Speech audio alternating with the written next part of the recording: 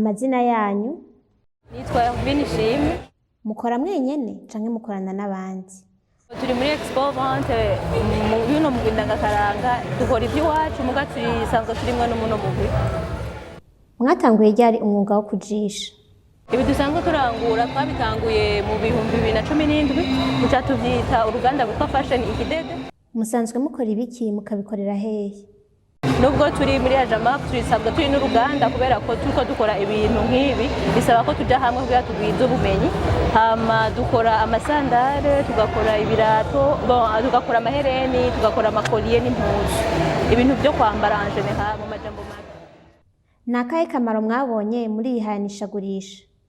Kuba twaraje muri expo vente twaramenyekanye, twarahuye na mwebwe bwa mbere, muratugirisha interview, duhura n'abandi bakiriya benshi, twashoboye gusohoka hanze turamenyekana. Ku bwanyu kuja hamwe n'abandi vyaba bifise akamaro kahe? Ishatumye nshima kuja hamwe n'abandi ubwa mbere nkuko navuze ati turi mu ruganda rwitwa Fashion Ikidede.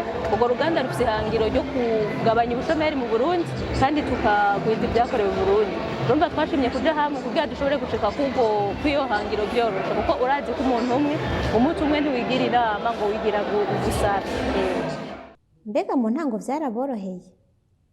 Nizahe intambamyi mwahuye nazo? Intambamyi twahuye nazo mu ntango, twarahuye n'intambamyi y'uko ikibano c'u Burundi kitwakira, kuko mu Burundi twe tumenyereye tubona tugura ibintu bije biva hanze, ukabona umengo nivyo by'akamaro, ariko ubu buke bariko baragenda babitahura.